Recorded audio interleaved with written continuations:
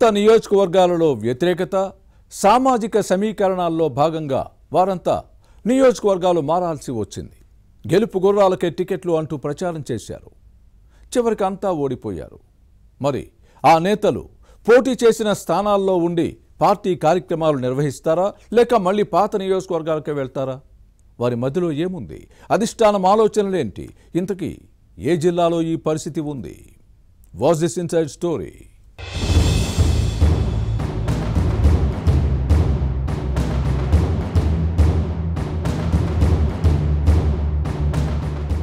సాధారణ ఎన్నికల్లో ఉమ్మడి గుంటూరు జిల్లాలో పలువురు ఎమ్మెల్యేలకు నియోజకవర్గాల స్థానచలనం కలిగించింది పార్టీ అధిష్టానం. ముఖ్యంగా అప్పటి 2 మంత్రులు, మరో మాజీ మంత్రి నియోజకవర్గాలను ఎన్నికలకు ముందు వైసీపీ అధిష్టానం మార్చింది. 2019 ఎన్నికల్లో గెలిచిన స్థానాల్లో వ్యతిరేకతతో 2024 ఎలక్షన్లో కొత్త సీట్లలో బరిలో దిగాల్సి వచ్చింది. కానీ వారంతా ఓడిపోయారు. ఆ నేతలు పరాజయం పాలైన నియోజకవర్గాల్లోనే పార్టీ కార్యక్రమాలు నిర్వహిస్తారా లేక వారి సొంత స్థానాలకు వెళ్తారా అనే అంశం పొలిటికల్ సర్కిల్స్ లో హాట్ టాపిక్ గా మారింది.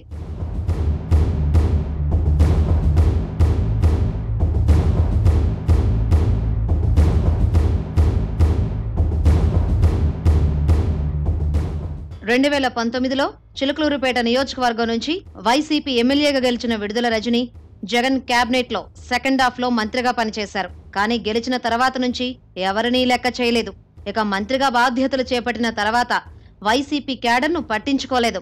అంతా ఒంటెద్దు పోగొడులు పోయారు. దీంతో ఫ్యాన్ పార్టీ క్యాడర్ తో పాటు ప్రజల్లో వ్యతిరేకత పెరిగింది. చిలకలూరుపేటలో పోటీ చేస్తే గెలిసే అవకాశం లేదన్న సర్వే నివేదికలతో ఈమెకు గుంటూరు వెస్ట్ సేఫ్ సీట్ అని హైకమాండ్ భావించింది. దీంతో చిలకలూరుపేట నుంచి ఈ సీటుకు మార్చింది.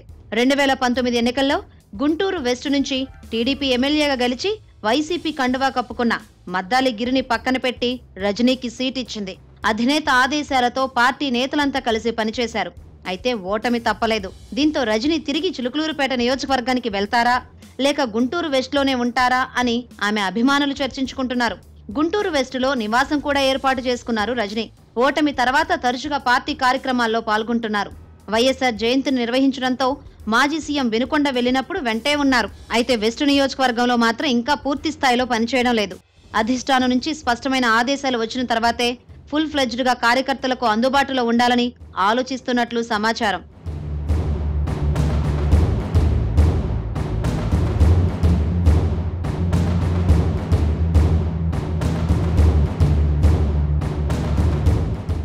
ఇక 2019 ఎన్నికల్లో వేమూరు నుంచి గెలిచి జగన్ కేబినెట్ లో మంత్రిగా పనిచేసిన మేరుగు నాగార్జునకు కూడా స్థానచలనం తప్పలేదు. ప్రజలతో పాటు పార్టీలో వ్యతిరేకతతో వేమూరుకు మళ్లీ పోటీ చేస్తే గెలిసే అవకాశం లేదన్న సర్వే రిపోర్టులను పరిగణలోకి తీసుకున్న ఫ్యాన్ పార్టీ పెద్దలు ఎన్నో ప్రకాశం జిల్లా సంతనూతలపాడుకు పంపారు.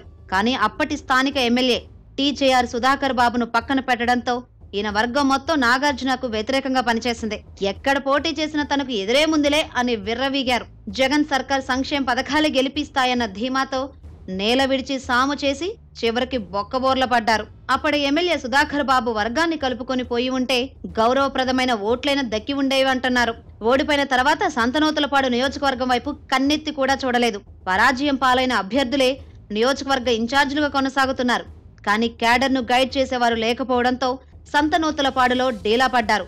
మేరుగ నాగార్జున తిరిగి సొంత వేమూరు వైపు చూపుతున్నట్లు సమాచారం. పార్టీ అధినాయకత్వం ఈ విషయాన్ని తేల్చేస్తే కార్యక్రమాలపై దృష్టి పెట్టే ఆలోచనలో ఉన్నారని లోకల్ టాక్.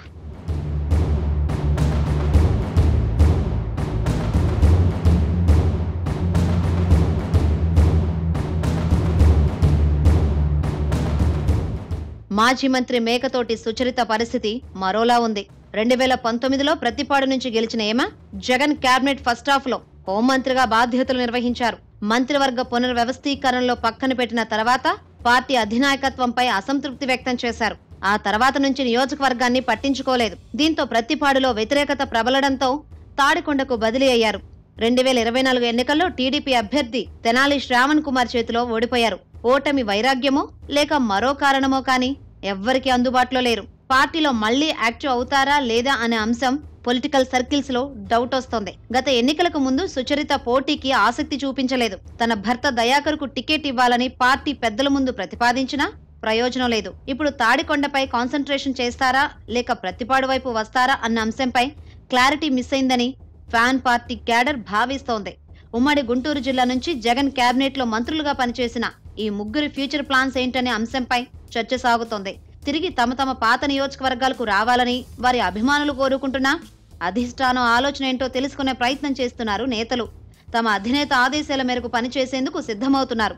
వీరి భవిష్యత్పై త్వరలోనే క్లారిటీ వచ్చే అవకాశం ఉందని వైసీపీ క్యాడర్ భావిస్తోంది.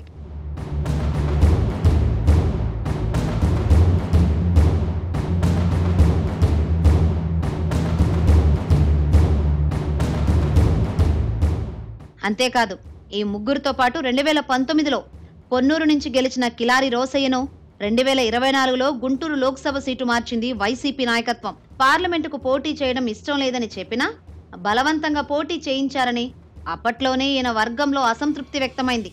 టీడీపీ అభ్యర్థి పెమ్మసాని చంద్రశేఖర్ చేతిలో ఓడిపోయిన తర్వాత వైసీపీకి రాజీనామా చేశారు రోసయ్య. అలాగే గుంటూరు వెస్ట్ మాజీ ఎమ్మెల్యే మద్దాలి గిరి కూడా ఫ్యాన్ పార్టీకి గుడ్ బై చెప్పారు.